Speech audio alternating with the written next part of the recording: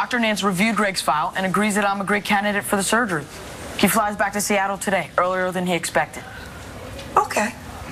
That means he has an opening in his schedule. All I have to do is fly to Seattle, and if I do, I can have the surgery tomorrow. Tomorrow? What about your lab workup and tests? I've already had all that. The hospital's sending my records. To Seattle. That's where his practice is. Why can't he do the surgery here? He said he doesn't have privileges here. He's only here because he has a conference in Philadelphia. Dr. Nance? Yeah, I understand you recommended him. You couldn't find someone closer? Well, he's a good man and an excellent neurosurgeon. As good as you? Dr. Nance is one of the best in his field. Well, we've already talked to the best in the field. He's not on everyone's radar yet, but I've had the privilege of working with him. You have? Mm-hmm. He was my first assist on several of my surgeries, and he's very familiar with my techniques. Assisted? So you were like his teacher? He was a very good student, yes. But everything he knows, you taught him. Destiny, we've been over this. I know. You don't want to operate on anybody else because of what happened to Sean. You do want Matthew to have this surgery, don't you? Not from some guy who came in second place. I wouldn't recommend Dr. Nance if I didn't think that he could do this surgery. What's his rate of success? Well, I don't know the exact figures. All right, is he as good as you? This procedure is extremely difficult.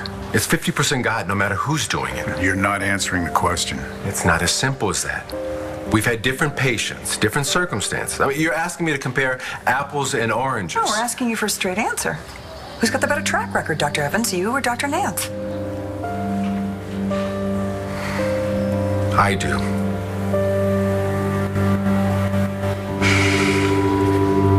Okay, well then, Destiny's right. He's a second-rate doctor.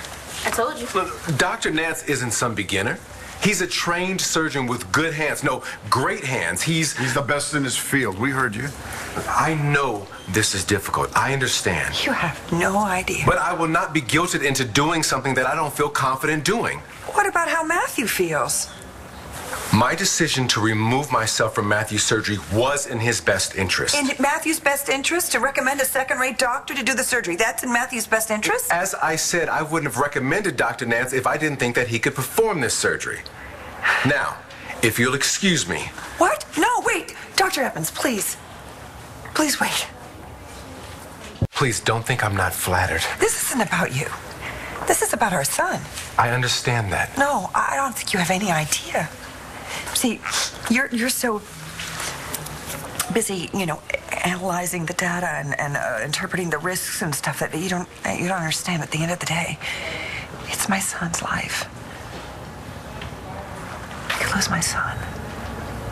You understand that? I think you understand that I could lose my son.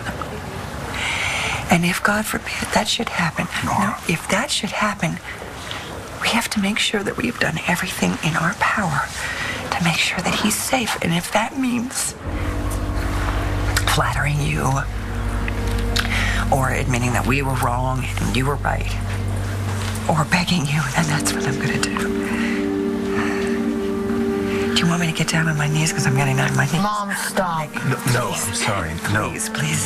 Please, doctor. I can't. Go on the surgery on this son, please. I can't. Please. I'm sorry.